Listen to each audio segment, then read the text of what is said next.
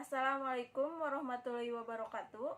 Perkenalkan, nama saya Esti Lestari dari kelas Farmasi 2A dengan NIM 19040027 dari Fakultas Ilmu Kesehatan, Prodi Farmasi Universitas Perjuangan Tasikmalaya. Di sini saya akan menjelaskan tentang titrasi argentometri dan titrasi nitrimetri dan juga perbedaannya.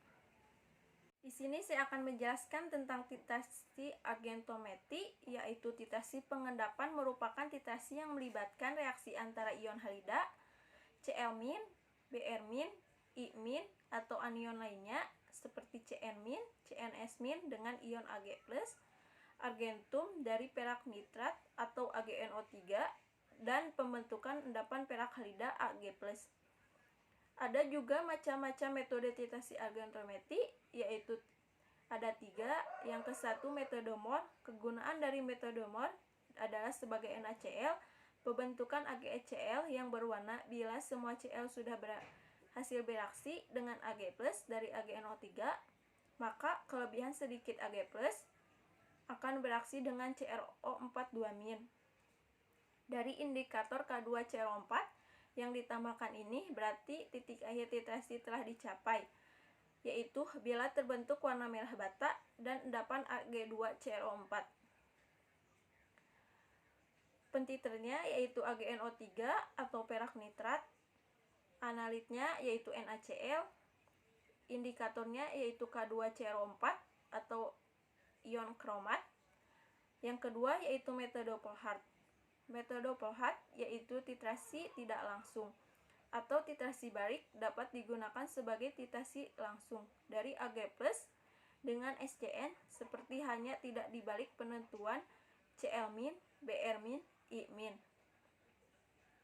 Ada juga prinsip dari metode Volhard, yaitu sejumlah volume standar AgNO3 ditambahkan secara berlebih ke dalam larutan yang mengandung ion halida, konsentrasi ion klorida, iodida, bromida yang lainnya dapat dibentuk dengan menggunakan larutan standar perak nitrat. Larutan nitrat ditambahkan secara berlebih ke dalam larutan analit dan kemudian berlebih konsentrasi larutan Ag+ dititrasi menggunakan larutan standar SCN- dengan menggunakan indikator ion Fe3- atau ion besi 3 ini akan bereaksi dengan tiosinat membentuk kompleks yang berwarna merah. Pentiternya yaitu KCNS atau NH4SCN. Analitnya yaitu ion halida. Indikatornya yaitu Fe3+. Yang ketiga metode Pajan. Metode Pajan yaitu titrasi argentometri yang menggunakan indikator absorpsi senyawa organik yang diabsorpsi ke dalam permukaan endapan koloidal selama proses titrasi berlangsung. Ada juga prinsipnya, yaitu endapan perak koloida membentuk endapan yang bisa bersifat koloid sebelum titik ekuivalen tercapai. Pada endapan akan bermuatan negatif disebabkan diabsorpsinya Cl- di seluruh permukaan depan, dan terdapat ion bermuatan positif dari Ag+ yang diabsorpsi dengan yang elektrostatis pada endapan setelah titik ekuivalen dicapai. Terdapat lagi ion Cl- yang terabsorpsi pada endapan sehingga dapat bersifat netral. Pentiternya yaitu AgNO3, analitnya yaitu anion atau Cn- atau juga CnS-. Indikatornya yaitu fluorescein. Pengaplikasian dalam bidang farmasi titrasi argentometri ada 2, yaitu penetapan kadar epidin dengan metode argentometri, penetapan paparin HCl dengan metode argentometri. Yang ketiga ada titrasi nitrimetri, yaitu titrasi merupakan yang dipergunakan dalam analisis senyawa-senyawa organik khusus untuk senyawa amina primer. Nitrimetri adalah metode titrasi menggunakan NaNO2 sebagai pentiter dalam suasana asam.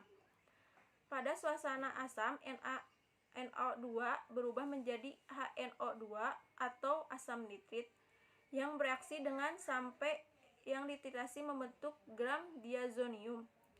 Prinsip dari titrasi nitrimetri yaitu pembentukan garam diazonium dari gugus atau amino aromatik sekunder dalam gugus nitroaromatik, yaitu satu, pembentukan senyawa nitrosamin dan amin alfatik sekunder. Yang kedua, pembentukan senyawa aji dari gugus. Yang ketiga, pemasukan gugus nitro yang jarang terjadi karena sulitnya nitrasi dengan penggunaan asam nitrit dalam suasana asam. Titik akhirnya yaitu visual. Visual ada dua, yaitu dengan indikator dengan trepolin atau 5 tetes dan netin blue sampai 3 tetes. Indikator dalam adalah indikator yang dimasukkan ke dalam Erlenmeyer. Kedua yaitu dengan indikator luar dengan pasta kanji atau kain indikator luar diletakkan di luar Erlenmeyer. Yang kedua, elektrometri atau potensiometri, yaitu elektroda yang digunakan adalah sepasang elektroda platinum atau elektroda natrium. Titik akhir ditandai dengan terdepolarasinya elektroda tersebut sehingga jarum petunjuk pada galvanometer tidak kembali ke tempat semula. Pentiternya yaitu NaNO2, indikatornya indikator dalam dan indikator luar. Pengaplikasian dalam bidang farmasi titrasi nitrimetri yaitu mampu menentukan kadar senyawa obat berdasarkan titrasi nitrimetri. Dan ada juga perbedaan dari titrasi argentometri dan titrasi nitrimetri, yaitu definisi titrasi argentometri salah satu cara untuk menentukan kadar zat dalam suatu larutan yang dilakukan dengan titrasi berdasarkan pembentukan endapan ion Ag+. Dan definisi titrasi nitrimetri yaitu analisis senyawa-senyawa organik khususnya dipergunakan dalam senyawa amina primer. Metode dari titrasi argentometri ada 3, yaitu metode Mohr, metode Pohlad, metode Pajan. Perbedaan indikator titrasi argentometri dan titrasi nitrimetri yaitu Mohr yaitu kalium kromat atau CrO4, metode Pohlad yaitu besi atau Ep, dan metode Pajan yaitu indikator. Absorpsi pada indikator titrasi nitrimetri yaitu indikator dalam dan indikator luar. Masing-masing titik akhir dari titrasi argentometri dan titrasi nitrimetri yaitu metode Mohr, endapan merah bata, dan dalam metode Pohlad larutan merah bata, dan metode Pajan yaitu larutan pink. Pada titrasi nitrimetri, titik akhirnya titrasi yaitu menggunakan visual dan elektrometri atau potensiometri. Terima kasih, sekian. Wassalamualaikum warahmatullahi wabarakatuh.